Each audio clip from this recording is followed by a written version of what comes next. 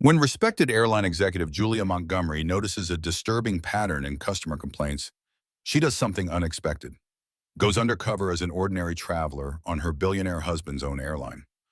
Armed with hidden recorders and her investigative instincts, she's about to expose a culture of judgment where no entry for the poor isn't rumor, it's policy. The glass doors of Kennedy Airport slid open as Julia adjusted her worn backpack. No one would guess this plainly dressed woman was the wife of Alexander Montgomery, CEO of Skyline Airways. Her recorder was already running. The complaints told a pattern: first-class downgrades, poor treatment of modest-looking travelers. "Alex, have you noticed these?" she'd asked her husband at dinner. "HR handles that," he'd said. "If it bothers you, look into it." She took that as a challenge. Now, as Alexandra Whitaker, she approached check-in.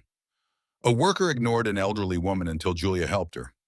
"Not like the old days," the woman sighed.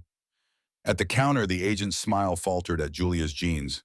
"You're in first class?" she asked coolly. A supervisor soon appeared. "There's been an overbooking. You'll need to move to economy."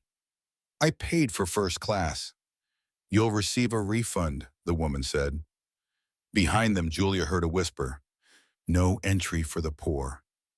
Downgraded, Julia watched as a wealthy man instantly secured the seat she'd lost. Moving towards security, she met the older traveler again, Margaret Whitfield. "Happens to me all the time," she said. "Used to judge you by ticket, not clothes." At boarding, Julia saw the same hierarchy play out.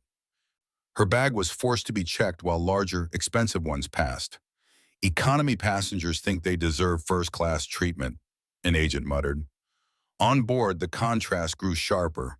Warm service up front, cold efficiency in back. Margaret sat beside her and, "I've tracked this for months," she whispered. "It's policy." A text from Julia's contact confirmed it. Internal memo: project appearance matters. Employees were rewarded for prioritizing high-value passengers. It wasn't bias, it was institutional.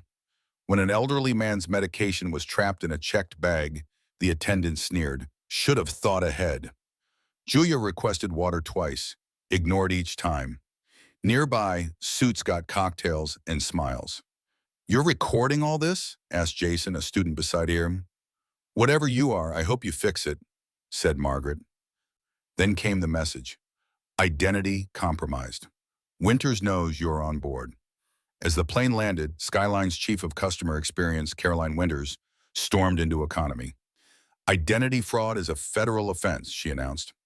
"My ID matches," Julia said evenly, "and I've recorded every instance of your discriminatory policy." Phones rose. "Who are you?" "Julia Montgomery," she said, "founder's wife." Gasps filled the cabin. Winters tried to silence her, but passengers began sharing stories: downgrades, disrespect, humiliation.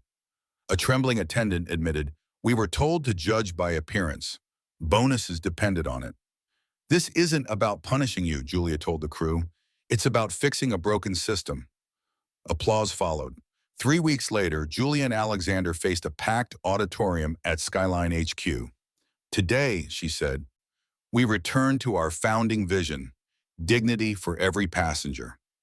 Policies were rewritten, bonuses decoupled from bias, and Margaret now led the Passenger Dignity Committee.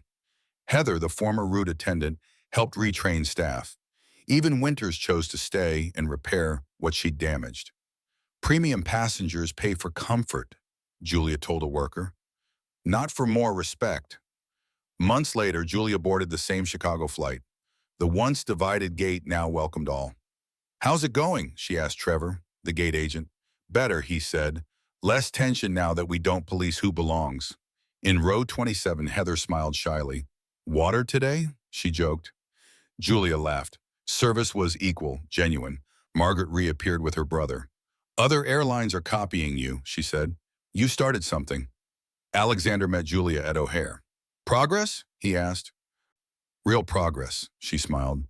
"Not perfect, but human." As they walked through the terminal, Julia watched another airline still sorting passengers by looks. "There's more work ahead," she said. "At least we've started the conversation," Alexander replied. In a world obsessed with status, Julia murmured, the true revolution is remembering dignity belongs to everyone. And that was a story worth telling. If this story moved you, subscribe and share when you've been judged by appearance. True worth isn't in clothes or status, but how we treat each other.